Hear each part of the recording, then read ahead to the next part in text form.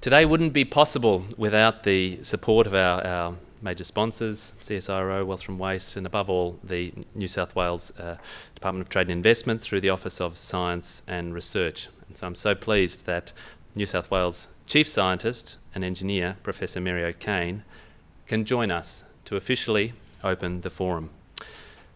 Born in Queensland, Professor O'Kane is an expert in automatic speech recognition. She's the director of NICTA and of Business Events Sydney, which helped bring today to fruition as well as being a fellow of the Academy of Technological Sciences and Engineering. She was Vice-Chancellor and President of the University of Adelaide from 1996 until 2001, was appointed to the role of New South Wales Chief Scientist and Engineer in 2008, and was Chair of the Australian Centre for Renewable Energy from 2010 to 2012. Please warmly welcome Professor Mary O'Kane.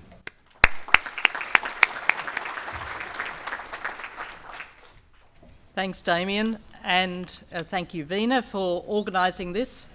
In speaking, I'd like to acknowledge the Gadigal people of the Eora Nation and pay my respects to their elders past and present, and note and acknowledge all they did for sustainability in this particular region. New South Wales, and more generally Australia, is delighted that the World Resources Forum Asia Pacific is here in Sydney. It's where we might be a dry, hot, infertile nation, but we are a nation of great resources. And the production or the use of resources means the production of a lot of waste, and wealth from waste, wealth from resources are big themes for Australia. Now, I just can't comment on Bass's comments about snakes. I have to say to you that we need to educate him slightly, because he did imply that there was something scary about snakes. And those of you who know me well would know that I'm very fond of snakes and often open conferences with a snake helping me, draped around my neck. And I think that would have been good if I'd thought to do it today and brought Princess with me. Anyway, we'll teach him about this. But I will pick up on a comment he made about sharks and how we even see sharks in Sydney Harbour. And we do. We see wonderful sharks, the mango shark, among other things, a very rare shark, and others. And one of the things about waste, the Sydney Harbour had a lot of waste. And in recent years, it's been cleaned up enormously. And there's a lot of science put into this. Indeed, the Sydney Institute of Marine Science at Chowder Bay, owned by the New South Wales universities, has started the Sydney Harbour project, and on the back of that, a World Harbour project involving harbours around the world about how they clean up their harbours and use them in a very sustainable way and trade best practice. And on the back of the cleaning up of the harbour, which wasn't all due to Sims, but due to a lot of different agencies working and a lot of the private sector, those of you who live in Sydney and those visiting will see that there's now a very big cruise ship industry in Sydney, which in turn is creating yet more waste. And we are certainly getting wealth from it, from a new form of wealth. And I think, and you see, festivals that come on the back of these things, like Vivid, and you're here in the middle of Vivid, so do enjoy it. But when you see the cruise ship industry in the harbour, and you see new forms of waste appearing in that harbour, one of the interesting things in wealth from waste is that often new problems arise.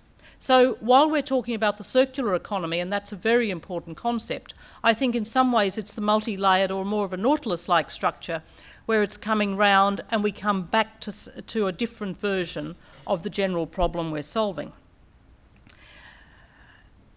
We have a very great example of that in New South Wales that will be known more widely, and that's the whole issue of coal seam gas.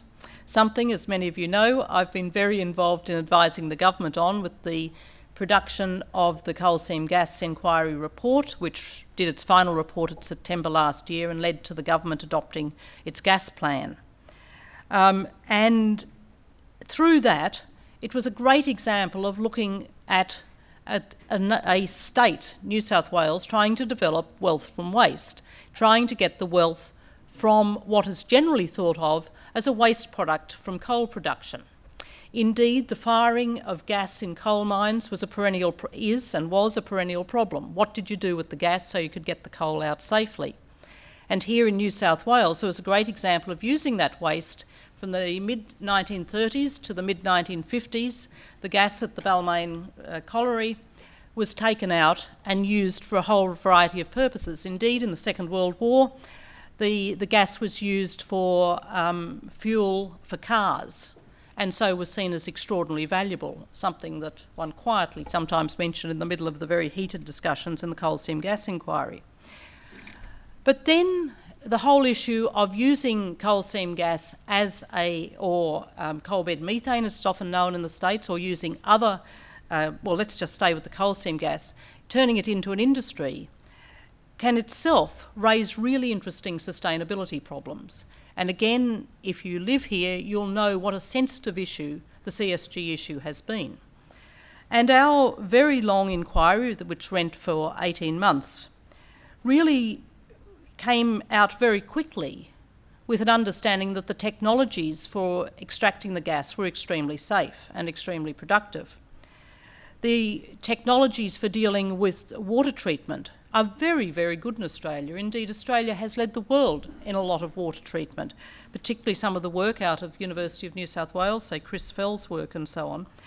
And that many of the other technologies for transporting the gas were fine. But the problem turned in the whole system and in the social system that went around the extraction and the use of coal seam gas. And so of the 16 large recommendations of the inquiry, most of them went to that system, not to technological things. We recommended on creating a robust and sound regulatory system, on the need for best engineering practice, on the need for keeping technologies up to date and applying the latest technology and not getting caught in the technologies of yesteryear. The need for constantly sourcing the latest expert advice on sustainability issues and the managing of coal seam gas. The need for appropriate insurances, for example, funds to protect the environment long term from unexpected impacts and insults. The need for high-level training, a very good training for all people working through all levels of the gas. The need for excellent monitoring, management and modelling, and from that monitoring, keeping and curating the data that comes so that you can have in a whole of environment data repository so that you can constantly check for things that could be going wrong, for example, like the spill in the Pilliga Forest. The need for transparency and good communication, for fast and effective emergency and remediation techniques, and above all, for respectful community and stakeholder considerations so that lack of trust can be dealt with and dealt with effectively. And so it was a great example of how what was effectively a waste industry could be coming to the fore. It's still not fully going, and there's still a lot of lack of trust in this state, but it's a great example of the type of spiralling thing that you're talking about here. And I hope you'll tell me many more ways to actually move the CSG issue forward. But congratulations to all that have organised this. It's wonderful that it's being held at my place I worked a few times, at UTS when it was Niswet. And as UTS is well known for many things, not least the Institute of Sustainable Futures with Stuart White and the wonderful team there. It's great that CSIRO, the universities and many companies are involved in this forum, and it's really great, as I said right at the start, that the World Resources Forum has come here. It's a great and new initiative, and I particularly like the fact that it's moving to an index to look at sustainable futures with resources. And the Resource Efficiency Index of Nations, I think, would be a wonderful development. And I read with great interest the Leiden report from early this year on that matter. I'm a great fan of indices, so I hope some of the discussions taking place over the next few days will further inform the development of that index. And ladies and gentlemen, with those comments, I wish you well for a great forum, a great discussion, and I officially declare the meeting open.